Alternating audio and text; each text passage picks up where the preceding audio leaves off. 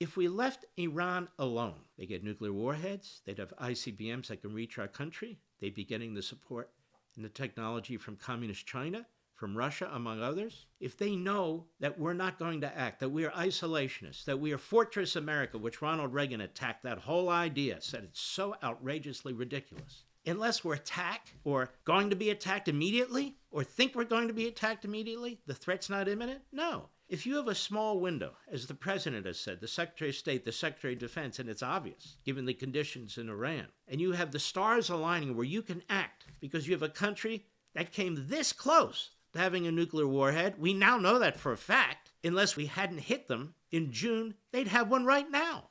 In fact, they were subsidized to have one under the Obama deal.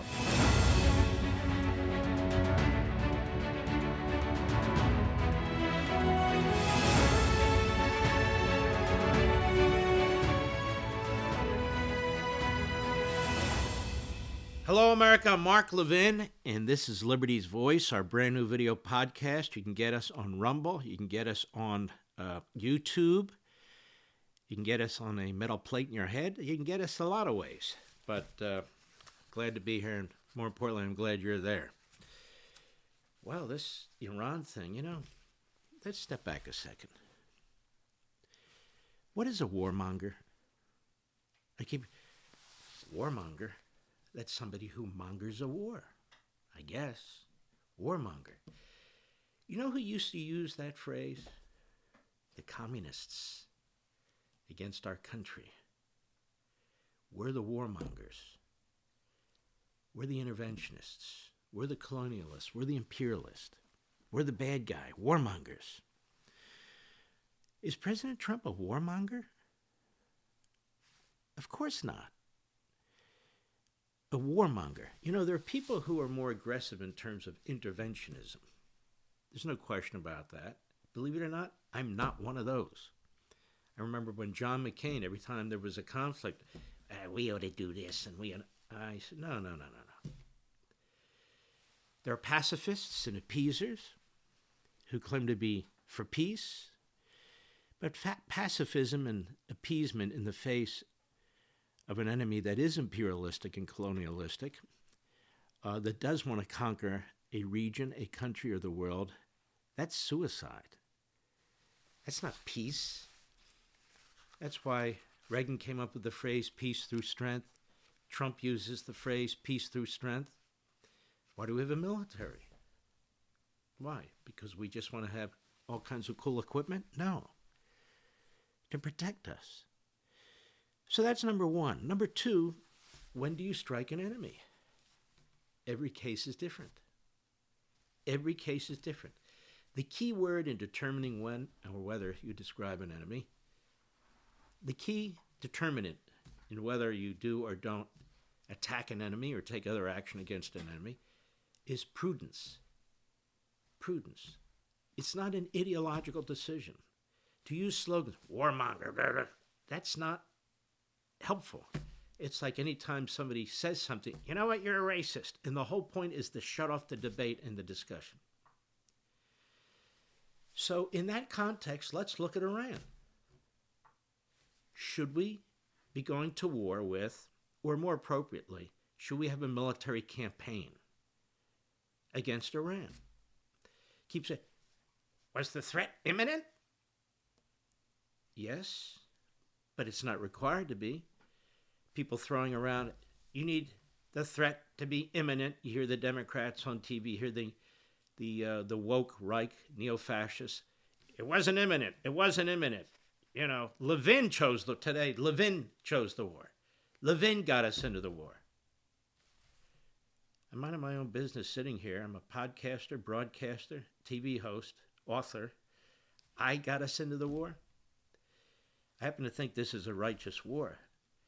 But on the one hand, my critics say, you're a boomer. You have no influence. You're losing audience. On the other hand, I'm so powerful and so influential. I'm running the government. Stupid. It matters who you listen to and who you don't to keep your own sanity. Is this an imminent threat? Is this a righteous effort? The answer to both is yes. Is it constitutional? Absolutely. What about the War Powers Act of 1973? The Democrats and the media are hoping you've never read it.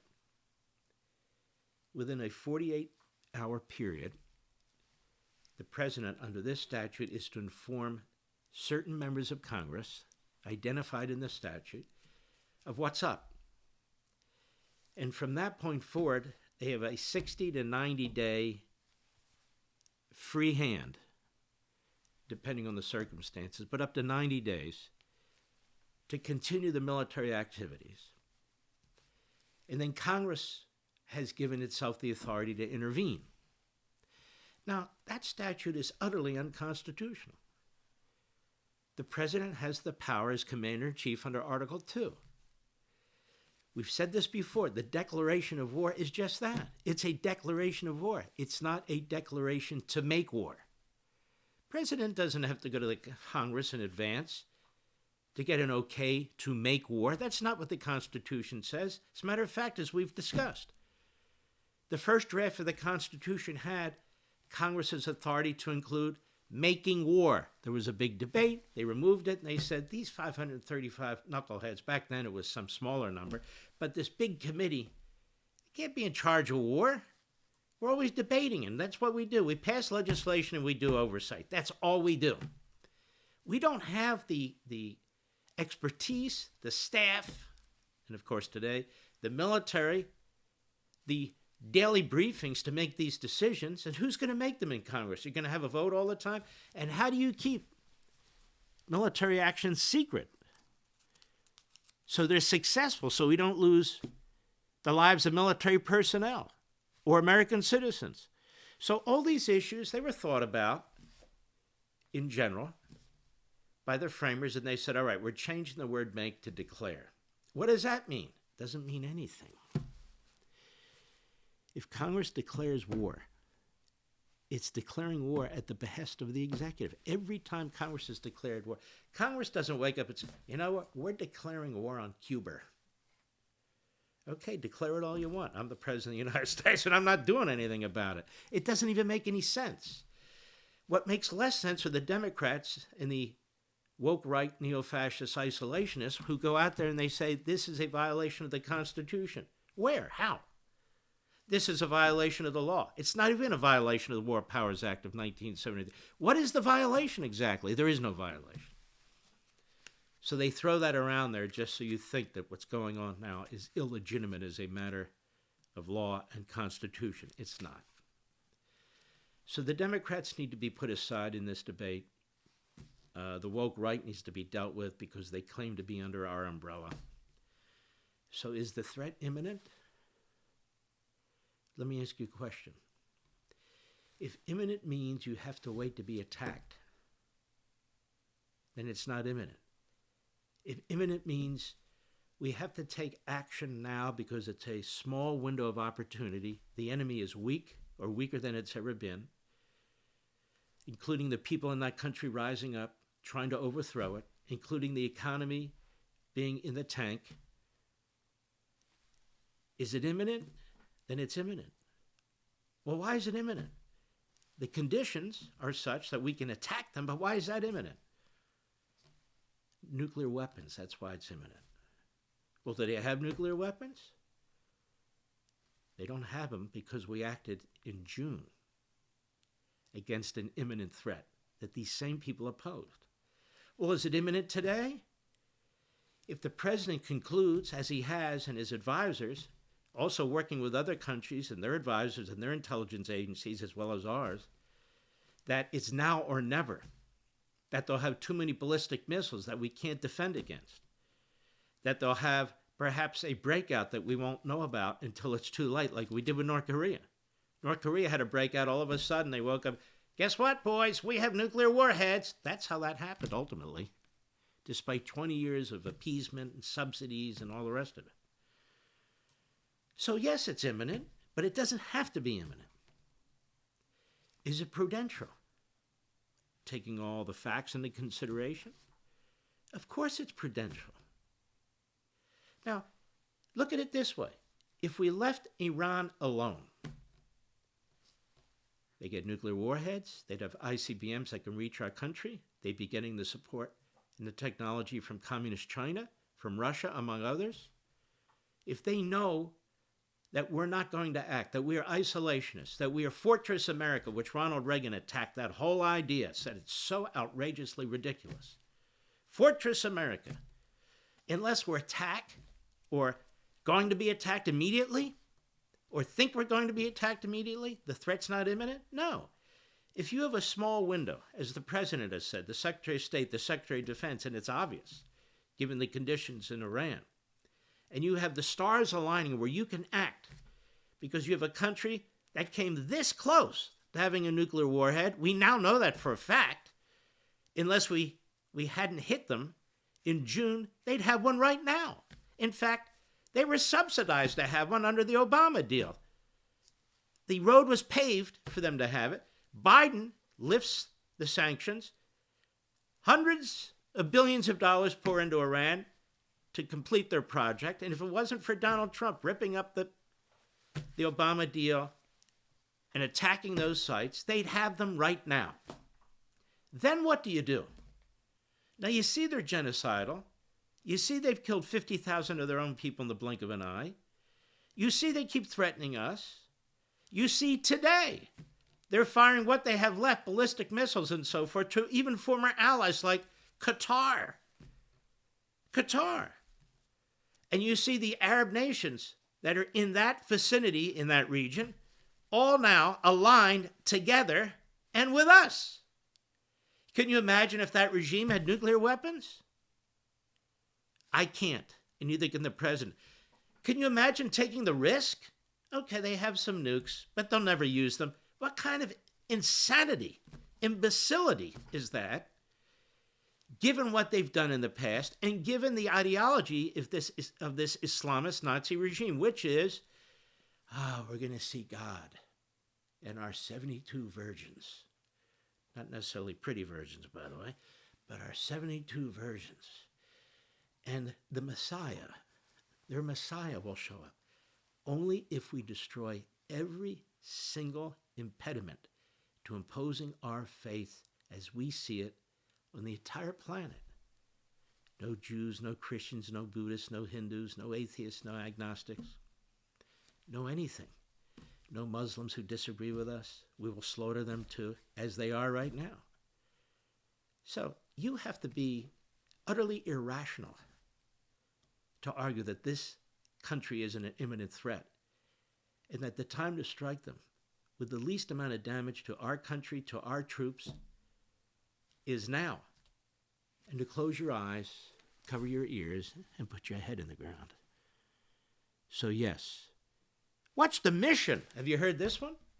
What's the mission? Nobody explains to me the mission. Now, you know, unless you're Helen Keller for the last 47 years, you don't know what the mission is?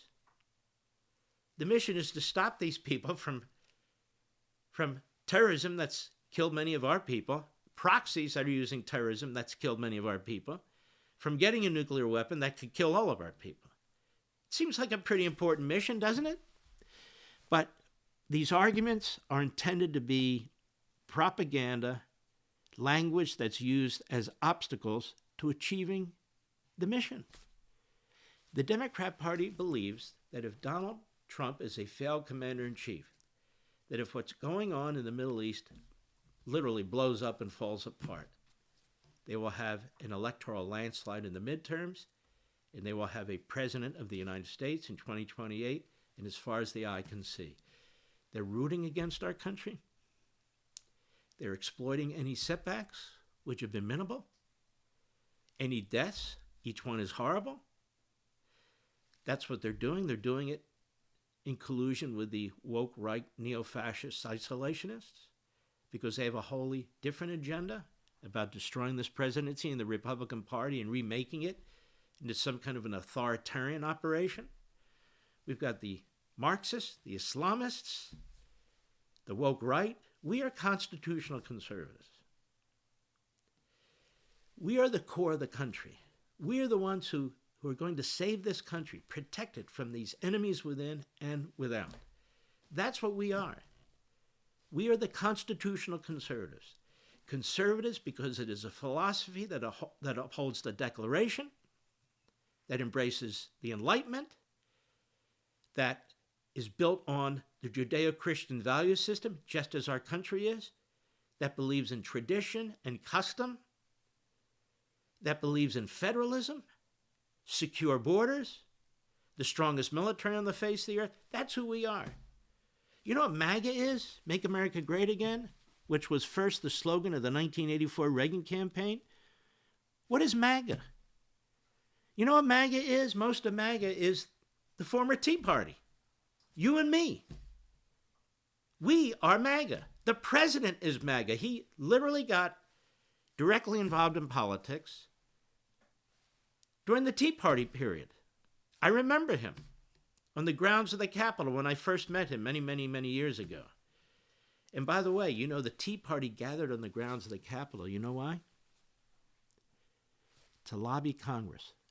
For what? To take out Iran. As I sit here and think about this, tens of thousands of us gather. I spoke, Ted Cruz spoke, other conservatives spoke.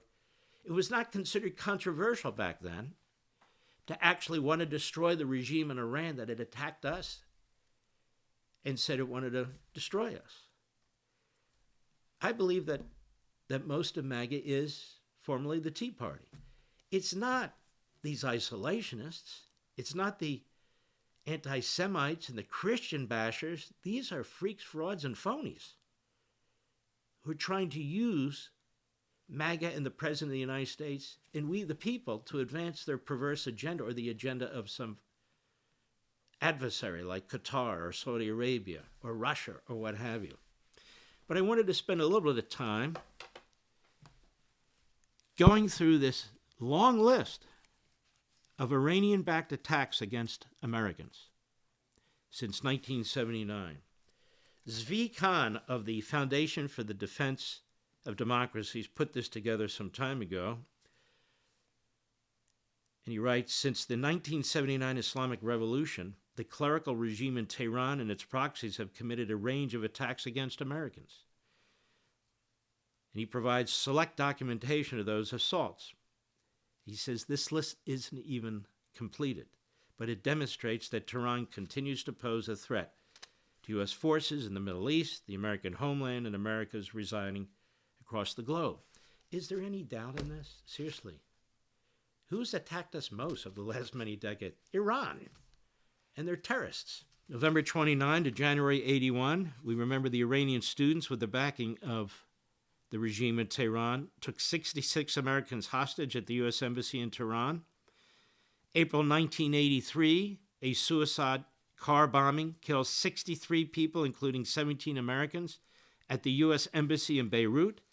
The Iran-backed terrorist group Islamic Jihad, a precursor and early branch of Hezbollah, not to be confused with the Palestinian Islamic Jihad. They have so many.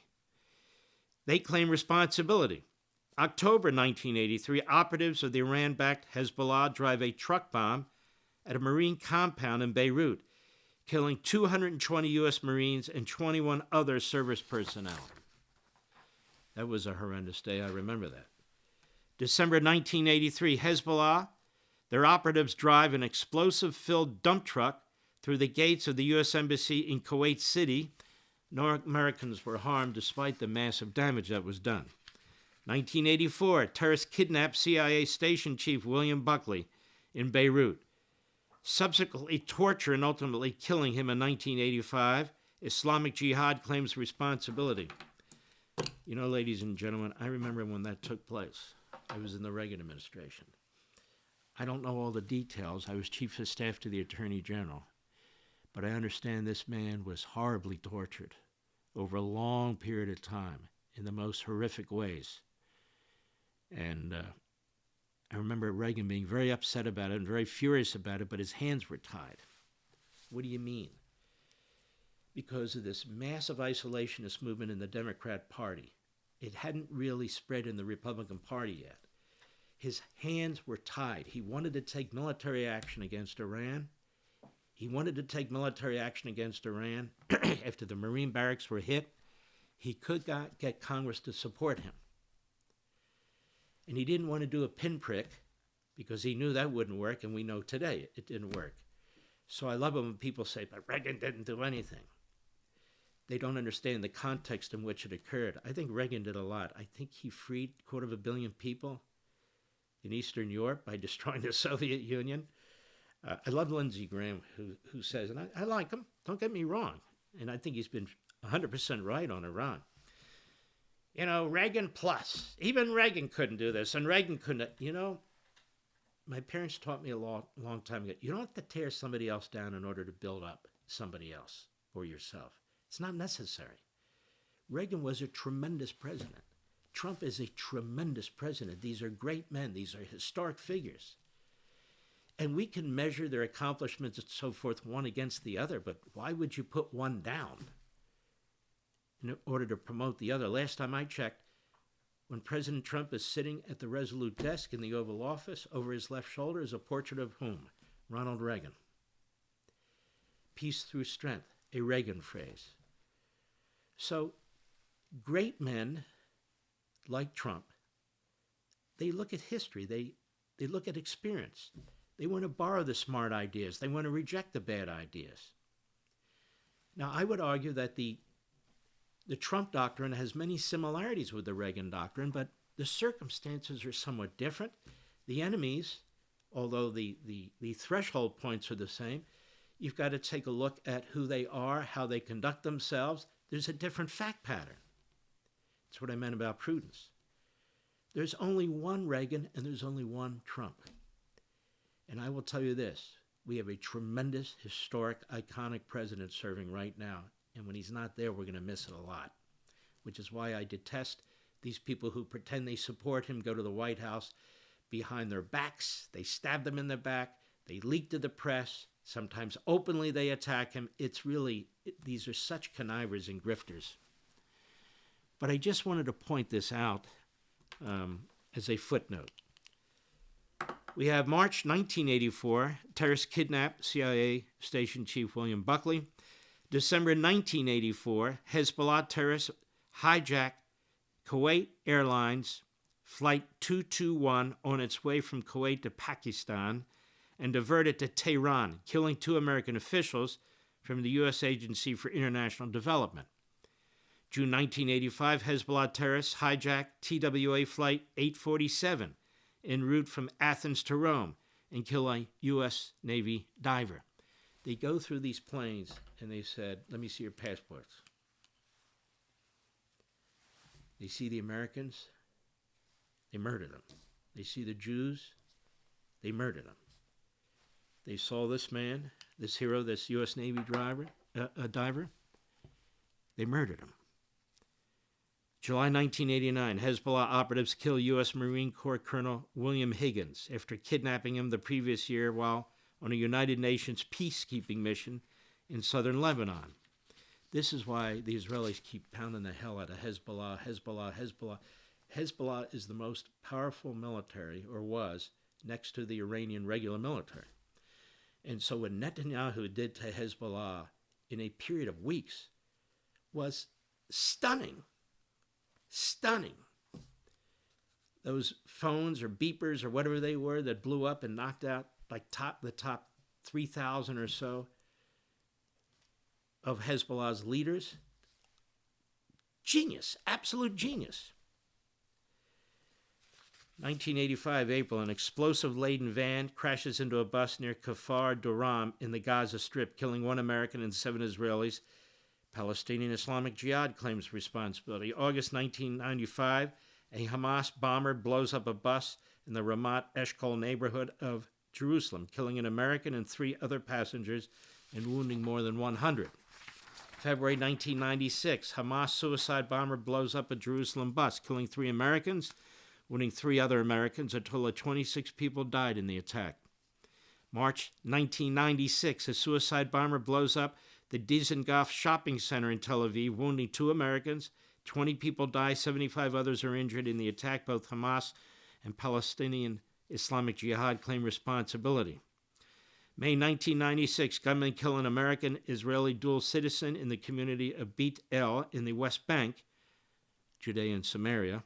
Another U.S. citizen and 3 Israelis are wounded. No group claims responsibility, but Israel suspects Hamas or Palestinian Islamic Jihad. June 1996, a truck carrying 5,000 pounds of explosives blows up the Khobar Towers, a U.S. Air Force housing complex in the Saudi Arabian town of Khobar. 19 Americans die and some 500 people are injured. The Iran-backed Hezbollah al-Hijaz, a terrorist group in Saudi Arabia, is deemed responsible. This list goes on and on. It's not even complete. September 1997, 3 Hamas suicide bombers blow themselves up at a Ben Yehuda shopping mall in Jerusalem, killing a U.S.-Israeli dual citizen, wounding 7 other American citizens. 4 other people die and nearly 200 are wounded in the attack. August 1998, with the assistance of Hezbollah, al-Qaeda suicide bombers almost simultaneously blow up the U.S. embassies in Kenya and Tanzania, killing 224 people, including 12 Americans, and wounding thousands. You know, embassies are considered the territory of the country that's represented by the embassy. That was an attack on American territory. Those embassies, our embassies in Kenya and Tanzania, neighboring countries. Let's see, August 2001, a Hamas suicide bomber blows up the Sabaro Pizzeria in Jerusalem, killing a U.S.-Israeli dual citizen and 2 other Americans. A total of 15 people die in the attack. My family and I have been there. It's just like America. Tel Aviv is like not New York, but a big American city. It's got about 1.5 million population, give or take. And so they have a Sbarro, Italian restaurant. And people go in there, tourists like it. The enemy knows a lot of Americans go into these places, and they blew it up. And then machine gun the place. September 11, 2001, while the 9/11 Commission report concludes Iran had no foreknowledge of al-Qaeda's attacks on the World Trade Center, the report indicates that Tehran facilitated the travel of some of the terrorists. In sum, the report notes there's strong evidence that Iran facilitated the transit of al-Qaeda members into and out of Afghanistan before 9/11, and that some of these were future 9/11 hijackers. June 2002, gunmen affiliated with the Iran-backed Al-Aqsa Martyrs Brigade kill a U.S.-Israel dual citizen and wound another individual in the West Bank community of Beit Shur. July 2002, bomb planted by Hamas terrorists kills 5 Americans at Jerusalem's Hebrew University, killing 5 American students, including an American-Israeli dual citizen and an American-French dual citizen. Total of 9 people died in the attack. They hit the restaurants, they hit the buses, they hit the colleges, they hit the planes. They're all backed by Iran, all of them. June 2003, an American citizen along with 16 others died when a Hamas terrorist blew himself up on a bus in Jerusalem. October 2003, terrorists from the Iran-backed Popular Resistance Committees killed 3 U.S. diplomatic personnel in a bombing in Gaza. 2003 to 2011, Iranian-backed militias killed at least 603 U.S. troops in Iraq, according to the Pentagon. Iranian training and material support for Iraqi militias during the surge greatly increased the difficulty of U.S. forces to combat the insurgency, and included some of the deadliest weapons used against American troops, including IEDs, improvised explosive devices. August 2003, a Hamas suicide. It goes on and on, ladies and gentlemen. On and on. The list, page, another page, another page, another page, another page. October 7, 2023, Hamas kills at least 48 Americans. We know about October 7.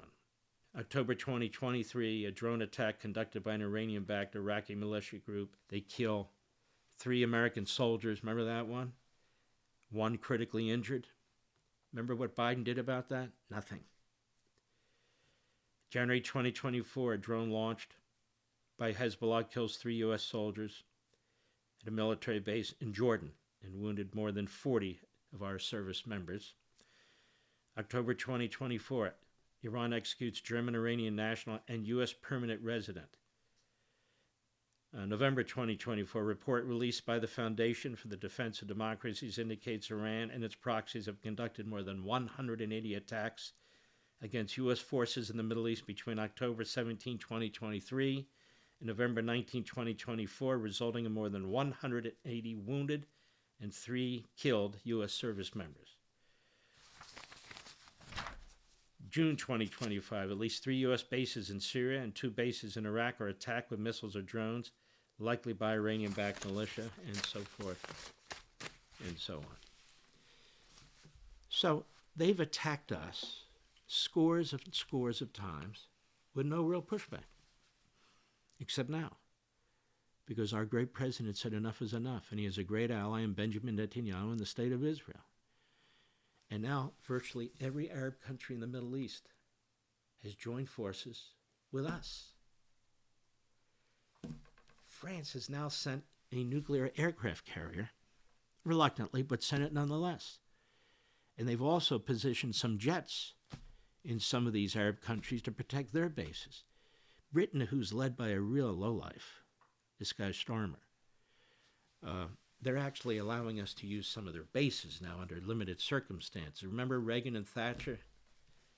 Hand in glove. We could use their bases, and we did use their bases and so forth. Why would Britain do that to us? Number one, they elected a radical leftist as prime minister. Number two, the Islamist population has exploded. Do you know 15%, I think I read, of the population in Britain is Muslim? And you look through its major cities, starting with London, so are the mayors. And when I say Muslim, I mean jihadi Islamists of the sort that we are bringing into our country.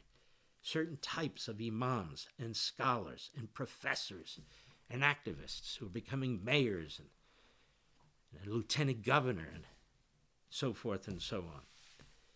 Supported by CARE, a front group for Hamas in our own country. In our own country. So yes, Iran is an imminent threat. Yes, Iran was at war with us in a forever war for 47 years and scores of attacks and God knows how many murdered. And yes, President Trump is one of the greatest leaders our country has ever known, and he has enormous courage in doing what he's doing. Those who are trying to cripple what he's doing, those who are stabbing him in the back, we should denounce them. This country needs to be united. We need to defeat this enemy and get it over with. The Persian people are our friends. They're our allies. They are Western in culture. The Persian culture goes back thousands of years. The arts, science, physics, mathematics. These are an accomplished people. That country was hijacked by terrorists that used that country to advance its agenda. Didn't give a damn about its people, slaughter them, torture them, rape them, who cares? In fact, they pretend they don't exist. Cover your face, cover your head, and get off the streets when the sun comes down. They've had enough, and they have died in the name of liberty as well. That to me is also a moral obligation. If you can help somebody who's being killed or enslaved or tortured in your own life, if you can, you try. If it's 92 million people who are begging for help, and if we can help them without destroying ourselves, and we certainly can, then it seems to me there's a moral obligation in that too. So there are many, many reasons to do what the president is doing.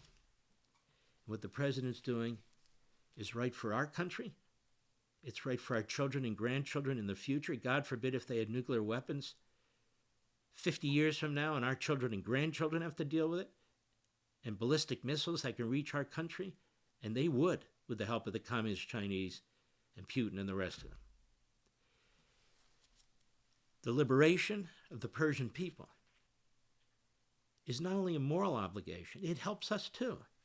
Imagine a people who love us, millions, tens of millions of them, in one of the biggest countries in the Middle East.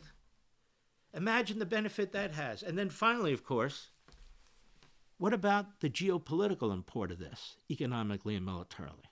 Mark, what do you mean? You know, when I was on Fox a few days ago and people were talking about this, I noticed nobody was talking about what I'm about to tell you. Now they are.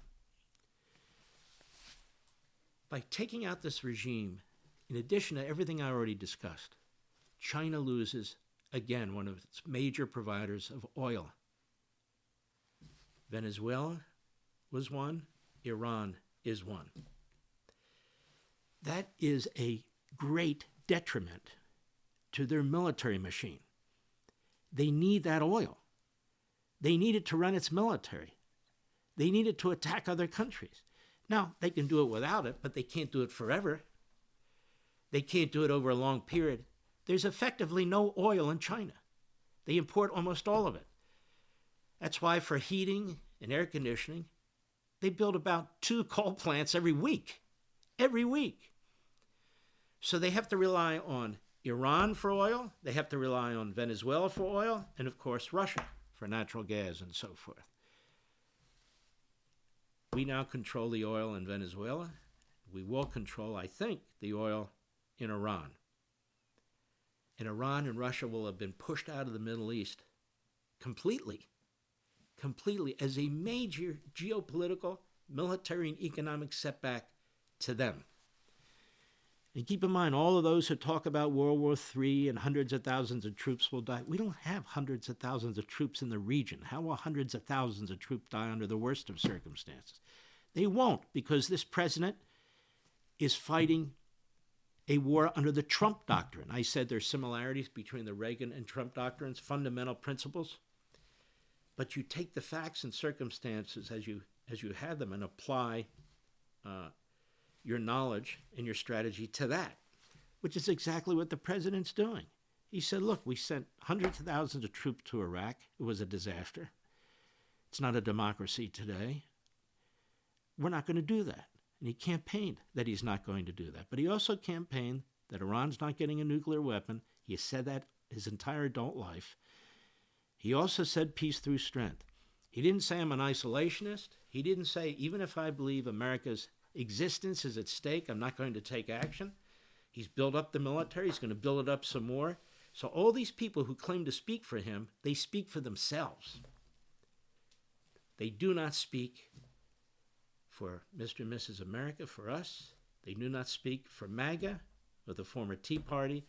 They do not speak for constitutional conservatives. They do not speak for the Republican Party. They speak for money. Please spread the word to as many people as you can to view the program. You can view it on Rumble by following us. You can view it on YouTube by subscribing for free. We're going to put it on other platforms as well in the near future. I'll see you next time on Liberty's Voice.